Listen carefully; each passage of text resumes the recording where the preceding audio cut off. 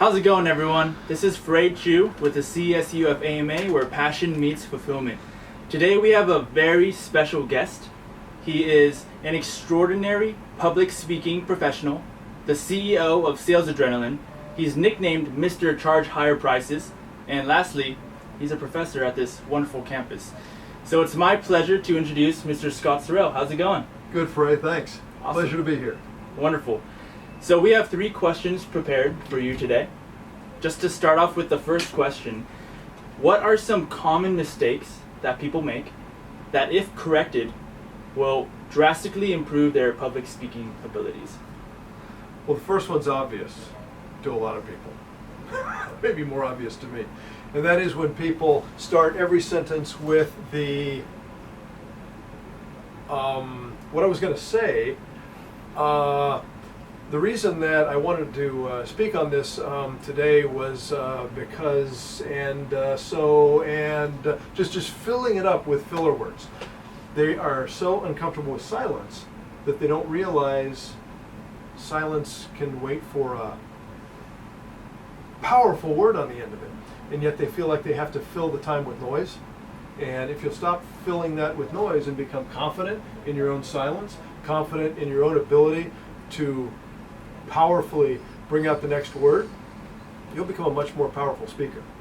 And that's just one, but that's the first thing that I would say. If you can eliminate and duh from your vocabulary, you'll be like miles ahead. Did you hear that? I said like, didn't I? I've been hanging around with my 15, oh my gosh, she's 15, but 16 next week. All right. Daughter, too much. Like, wow. Right on, right on. Awesome. So our next question is, you're public speaking a lot, so do you still get butterflies before speaking? If so, how do you deal with that? Absolutely.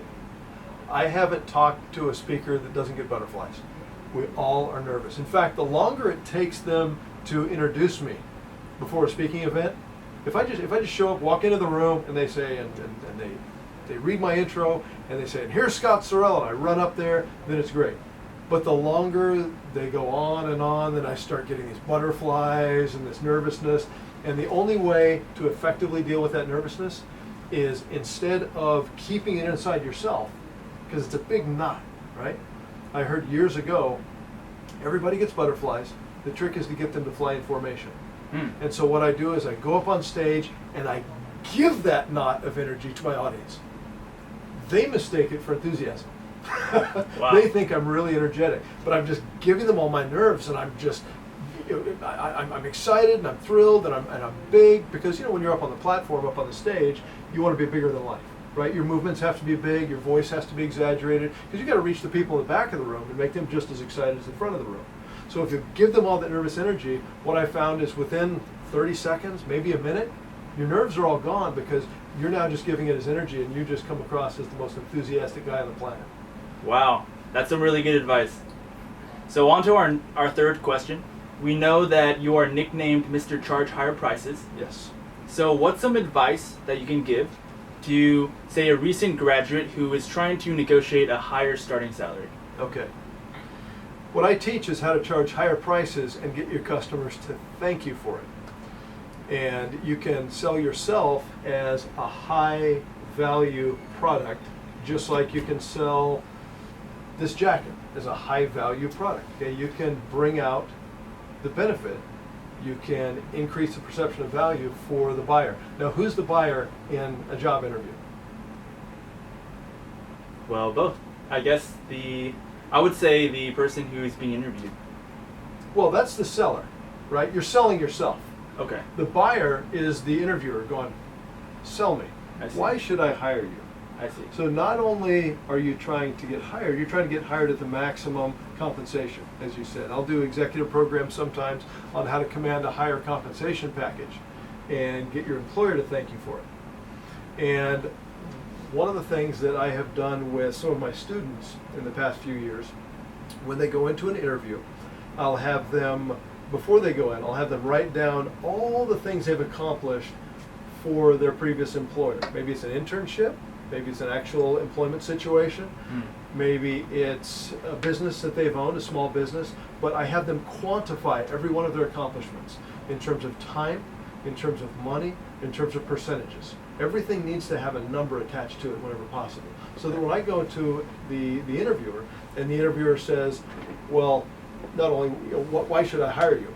Well, you're not just answering the question, why should I hire you? You're also peppering it with, seeding it with reasons that they should hire you, and break the ceiling on what they thought the price cap was going to be on the salary, on the compensation. And so if you can start quantifying, well, this is what I did for this company, this is what I did in my company, in this amount of time, in the first 6 months, I helped increase sales, I increased revenues by $2 million. Or the new system that I created, an app that I created for the company, increased customer engagement by 50%, which translated to 500 extra sales per month. The more you can quantify those accomplishments, and it's tough when you're a recent grad because you don't have a big track record, but you need to grasp at straws. You need to write down everything. What did you do for the clubs you worked for? What did you do for internships? What did you do? I don't care if you were, like for instance, when I was in college, one of the things I did is I was a tour guide.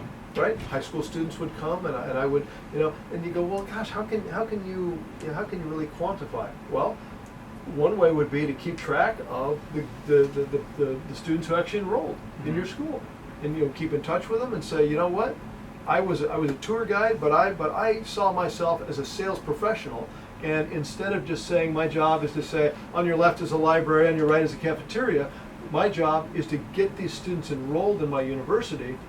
And I keep track of that. Well, most of the other tour guides, they had an enrollment rate of maybe 20%.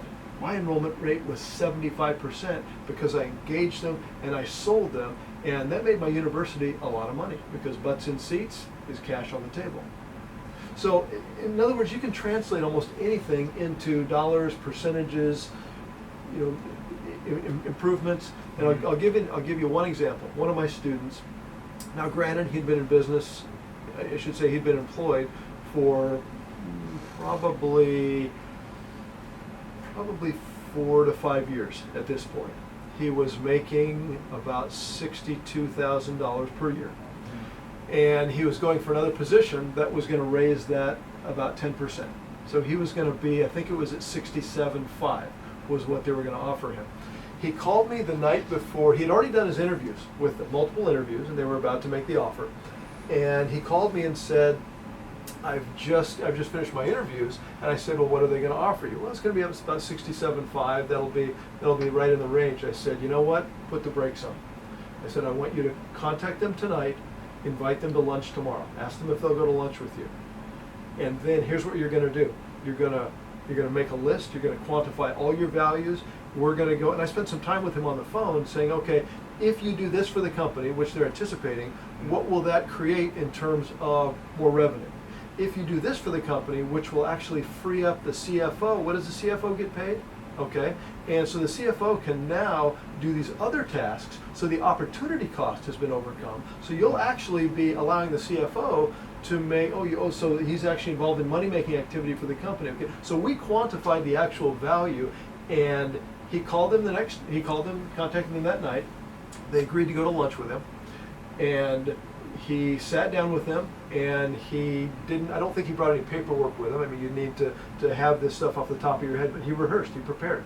And he said, listen, the final thing I want to do before we decide on the money is I want to make sure we understand the value that I'm bringing to the table. Right. Because I've done this, this, and this. This is my track record. When I do it for your company, here it's going to translate into these dollars. When I do this for you, it's going to free up your time so you can do this for the company. I'll be taking over this. And he walked away with an offer which he accepted, not of $67,500, but of $100,000, including a $10,000 guaranteed raise at the end of 1 year, which I made sure he negotiated in. Wow. How's that? That's incredible. It works. Yeah. Your product, you can sell and sell yourself because you always are, aren't you? Right. Yeah. Wow. So Mr. Charge Higher Prices says sell yourself at a higher price, but be ethical, have integrity, and follow through on your promises. Because it's not just charging higher prices, it's charging higher prices and get your customer to thank you for it. That's my tagline. Wow. Well, there we go. You guys All right. heard it here. Very good. Frank, It's been a pleasure. Thank you so much. thanks for inviting me. Yeah, that wraps it up for our behind the scenes with Scott Sorrell, and we'll see you next time.